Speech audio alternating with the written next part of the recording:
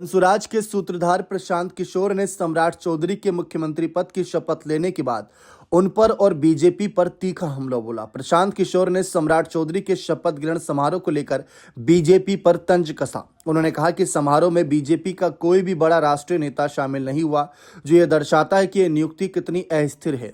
किशोर का तर्क है कि जिस तरह 2020 का जनादेश पिछले दरवाजे से लिया गया था, उसी तरह सम्राट चौधरी को भी पिछले दरवाजे से मुख्यमंत्री बनाया गया। उन्होंने इसे जनता के साथ बड़ा धोखा करार दिया, क्योंकि चुनाव नीतीश कुमार के चेहरे पर लड़ा गया था।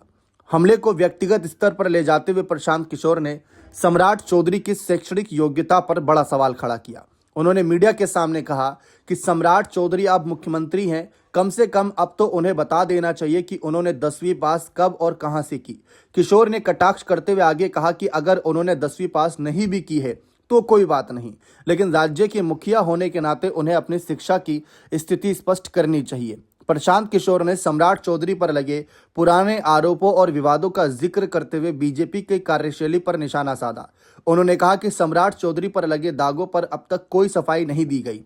किशोर के अनुसार ये नई बीजेपी नहीं है जहां ऐसे विवादित लोगों की पूछ होती हो। उन्होंने आरोप लगाया कि बीजेपी ने बिहार की जनता पर एक ऐसा चेहरा थोपा है जिसकी अपनी विश्वसनीयता पर ही सवाल है। प्रशांत किशोर यही नहीं रुके, उन्होंने और भी कई आरोप लगाए। पूर्णिया में मीडिया से बातचीत के दौरान यह साफ किया कि बीजेपी का यह प्रयोग बिहार के विकास के लिए नहीं बल्कि सत्ता हथियाने के लिए है।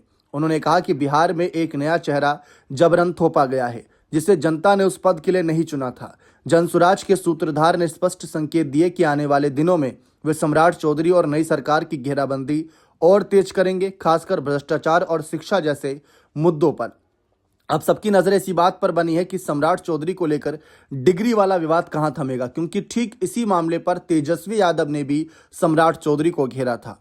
नीतीश ने सम्राट को अपनी कुर्सी सौंपकर सही किया या नहीं, अपनी राय कमेंट सेक्शन में अवश्य दीजिएगा।